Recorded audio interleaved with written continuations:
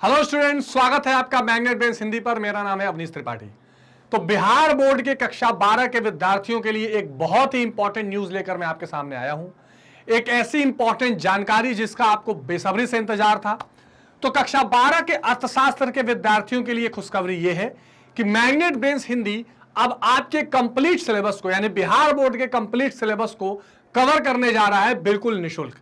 यानी अब हम अर्थशास्त्र के सारे सब्जेक्ट को आपके लिए एक टाइम बाउंड समय में और बिल्कुल विस्तृत तरीके से पूरे सिलेबस को कवर करने जा रहे हैं। तो कक्षा 12 के इकोनॉमिक्स के जो भी स्टूडेंट्स हैं, प्लीज आप इसको ज्यादा से ज्यादा शेयर करिए, सभी स्टूडेंट्स तक ये न्यूज पहुंचाइए कि कक्षा 12 के अर्थशास्त्र का सारा सिलेबस मैग्नेट ब्रेन्स हिंदी पर कवर होने जा रहा है। आज के सेशन में हम चर्चा करेंगे कि कौन कौन से वो महत्वपूर्ण विषय चैप्टर्स हैं जो आपके इस सिलेबस ओवरव्यू के लिए जरूरी है, जो आपके सिलेबस में कवर करने जरूरी है। आपको पता है कि कक्षा 12 में दो महत्वपूर्ण किताबें चलती हैं, एक समष्टि अर्थशास्त्र यानी मैक्रो इकोनॉमिक्स, एक व्यष्टि अर्थशास्त्र यानी माइक्रो इकोनॉमिक्स। तो आइए देखते हैं वो सभी इंपॉर्टेंट चैप्टर्स जो हम आपके लिए कवर करने जा रहे हैं, जो आपके लिए हम इसमें यूज करने जा रहे हैं, जिसको सभी चैप्टर्स को हम डिटेल में देखने जा रहे हैं। इन चीजों को हम देखेंगे। आपको पता है कि लगभग एनसीईआरटी के ही सारे चैप्टर्स हैं जो आपके बिहार बोर्ड में भी आ रहे हैं। टॉपिक अगर कहीं कोई चेंज है तो उसको हम अलग से देखेंगे। इसके सारे क्वेश्चन आंसर्स को आपके एग्जाम के पैटर्न से फॉलो करेंगे और आपके एक एक चैप्टर्स को हम डिटेल में कवर करेंगे। तो सबसे पहले नंबर आता है किसका? समष्टि अर्थशास्त्र, जिसको हम कहते हैं मैक्रो इकोनॉमिक्स, जिसमें हम क्या यूज करते हैं? एक तरह से एग्रीगेट टर्म्स यूज करते हैं। जब भी हम एक अर्थव्यवस्था को एक समग्र रूप में या एग्रीगेट फॉर्म में पढ़ने का प्रयास करते हैं, समझने का प्रयास करते हैं तो उसको हम समष्टि अर्थशास्त्र का नाम देते हैं। जैसे मान लीजिए कि अगर एक व्यक्ति की इनकम देखी जा रही है तो व्यष्टि अर्थशास्त्र है, पूरे अर्थव्यवस्था की इनकम देखी जा रही है तो समष्टि या मैक्रो इकोनॉमिक्स हो जाती है। तो इस इंपॉर्टेंट मैक्रो इकोनॉमिक्स का परिचय जो पहला भाग है, तो सबसे पहले इसमें परिचय वाला चैप्टर आता है, इंट्रोडक्शन वाला, कि भाई मैक्रो इकोनॉमिक्स है क्या। इसके अलावा समष्टि अर्थशास्त्र के कुछ इंपॉर्टेंट टर्म्स हैं जो इस परिचय वाले चैप्टर में इंक्लूड किए गए हैं, उसको भी हम डिटेल में देखेंगे। तो समष्टि अर्थशास्त्र का पहला चैप्टर ये है। फिर है राष्ट्रीय आय का लेखांकन, जिसको कहते हैं नेशनल इनकम अकाउंटिंग। अच्छा, ये ध्यान रखिएगा कि इकोनॉमिक्स में बहुत सारे ऐसे टर्म्स हैं जो अंग्रेजी में बेहद जरूरी है जानने। वो सारी की सारी चीजें मैं कवर करूंगा आपके बिहार बोर्ड के स्टूडेंट्स के लिए, तो आपको बिल्कुल कोई परेशानी नहीं होने वाली है। तो अब इस राष्ट्रीय आय में आप महत्वपूर्ण चीजों को देखेंगे, जैसे जीडीपी क्या है, जीएनपी क्या है, राष्ट्रीय आय क्या है। राष्ट्रीय आय के निकालने के जो 3 मेथड हैं, आय विधि, व्यय विधि, उत्पाद विधि, यानी income method, expenditure method and production या वैल्यू एडेड मेथड, इन तीनों विधियों को बहुत डिटेल में हम चर्चा करने वाले हैं। मुद्रा तथा बैंकिंग यानी मनी एंड बैंकिंग ये एक बेहद खास इंपॉर्टेंट चैप्टर है, जिसमें हम मौद्रिक नीति देखते हैं, आरबीआई का काम देखते हैं, वाणिज्यिक बैंक और उसके फंक्शंस देखते हैं। इसके अलावा मुद्रा क्या है, मुद्रा पूर्ति क्या है, M1 M2 M3 4 इंपॉर्टेंट, बच्चे कंफ्यूज होते हैं स्टूडेंट सभी, उस सभी चीजों को डिटेल में देखेंगे। मुद्रा के कार्य क्या है, मुद्रा से पहले बार्टर सिस्टम कैसे काम करता था, वस्तु विनिमय प्रणाली, ये वो यहां देखेंगे। आय और रोजगार का निर्धारण, यानी अर्थव्यवस्था में समग्र मांग समग्र पूर्ति का कैसे एक साथ होना जरूरी है, कैसे वह कंप्लीट एम्प्लॉयमेंट लेवल जनरेट किया जाता है, कैसे आय और रोजगार स्थापित की जाती है। ये बहुत ही महत्वपूर्ण और एक कह सकते हैं कि एक बर्निंग इशू है जो कंटेम्पररी हमेशा बना रहता है समाज में, देश में। इस पूरे कंसेप्ट को बहुत आसानी से और डायग्राम के हिसाब से समझने वाले हैं।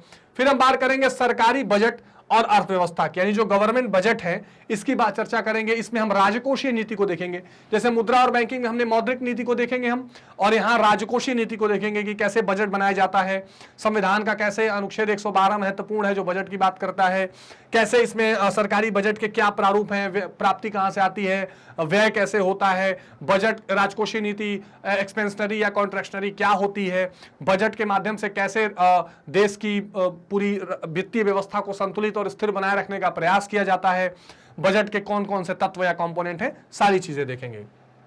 और फिर एक बहुत बेहद इंपॉर्टेंट चैप्टर देखेंगे, देखिए खुली अर्थव्यवस्था या समष्टि अर्थशास्त्र, यानी ओपन इकोनॉमी, जिसमें 2 महत्वपूर्ण चैप्टर्स आते हैं, बैलेंस ऑफ पेमेंट और फॉरेन एक्सचेंज, यानी भुगतान संतुलन और विदेशी विनिमय दर वाला जो चैप्टर है, वो दोनों चीजें इसमें आती हैं। ये 6 ऐसे चैप्टर है ना जो आपके आज के इश्यूज को बहुत अच्छे से डील करते हैं। आज इकोनॉमी में आज जब भी टीवी खोलते होंगे, जीडीपी क्या है आपको पता नहीं है, जीडीपी घट रही है, बढ़ रही है, महंगाई घट रही है, बढ़ रही है, कैसे उसको संतुलन में करना है, तो राजकोषीय नीति, मौद्रिक नीति कैसे काम आएगी।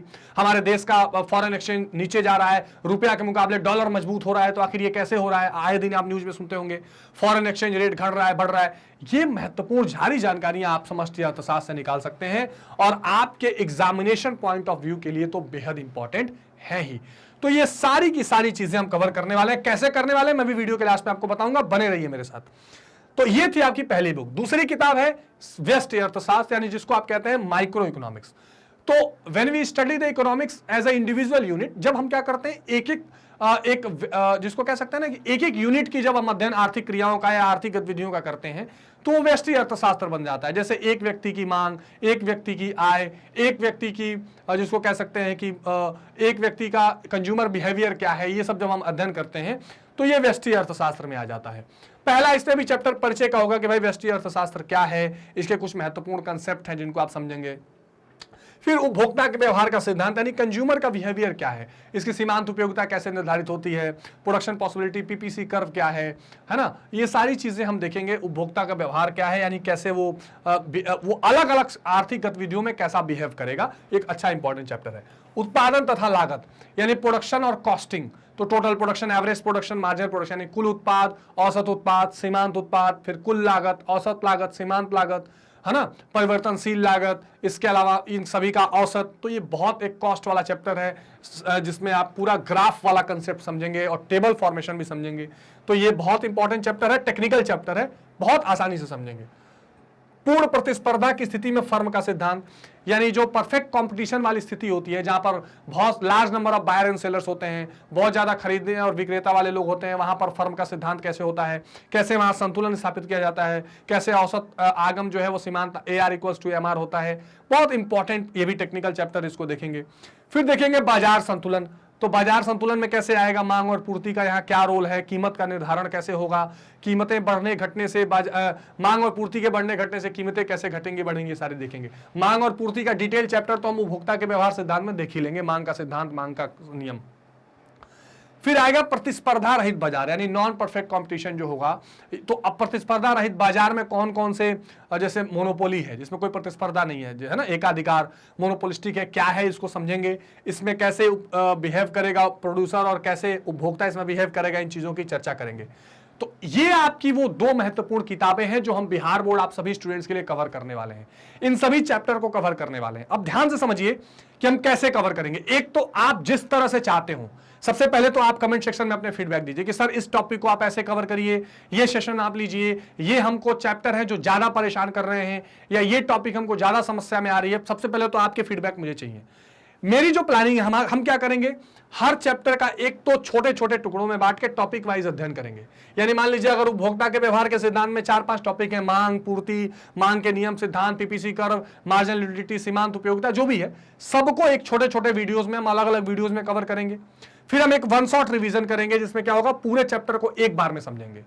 फिर हम उन चैप्टर के क्वेश्चंस को सॉल्व करेंगे, एमसीक्यूज करेंगे और प्रैक्टिस सेशन करेंगे, सैंपल पेपर करेंगे।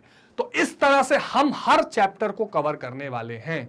इसके अलावा आप जो भी डिमांड करोगे वो सारी की सारी चीजें आपको मैग्नेट ब्रेन्स हिंदी पर कवर कराई जाएंगी। अब देखिए एक खास बात, YouTube पर तो आपको ये सारी चीजें मिलेंगी ही, हमारी वेबसाइट भी है magnetbrains.com। अच्छा रुकिए, बिल्कुल निःशुल्क है, ये मत सोचिए आप कोई सब्सक्रिप्शन आने वाला है, बिल्कुल निःशुल्क, 0 फीस, कोई पैसा नहीं पे करना एक भी चैप्टर के लिए। तो वेबसाइट पे भी फ्री में आके आप, जैसे अगर आप 7 to 12 हिंदी मीडियम सेलेक्ट करते हैं तो मेरे साथ ये सारे सब्जेक्ट आप यहाँ पे इजीली पढ़ सकते हैं, और क्लिक करते ही ये चैप्टर्स आपके सामने खुल जाएंगे जो बिल्कुल निःशुल्क रहने वाले हैं। तो मैं अर्थशास्त्र के एक एक चैप्टर्स को बहुत बारीकी से कवर करने वाला हूं। जो भी आपके डाउट होंगे, जो भी आपकी समस्याएं होंगी, जो भी आपकी डिमांड होगी, उस सभी डिमांड्स को पूरा किया जाएगा। एक एक चैप्टर को टॉपिक वाइज बिहार बोर्ड का यहां पर कवर किया जाएगा। आप सभी अपने स्टूडेंट्स, अपने दोस्तों के साथ, बिहार बोर्ड के अन्य स्टूडेंट्स के साथ शेयर करिए कि मैग्नेट ब्रेन्स हिंदी पर बहुत जल्द सभी के सभी बिहार बोर्ड के सिलेबस के सारे चैप्टर्स आने जा रहे हैं। बस आपको छोटा सा काम करना है, लाइक, शेयर और सब्सक्राइब करते रहिए। कमेंट बॉक्स में अपने फीडबैक जरूर बताइए। तो बहुत जल्द मिलते हैं क्लासेस में और कवर करते हैं उस पूरे सिलेबस को। तब तक अपना बहुत ध्यान रखिए। Take care, bye bye.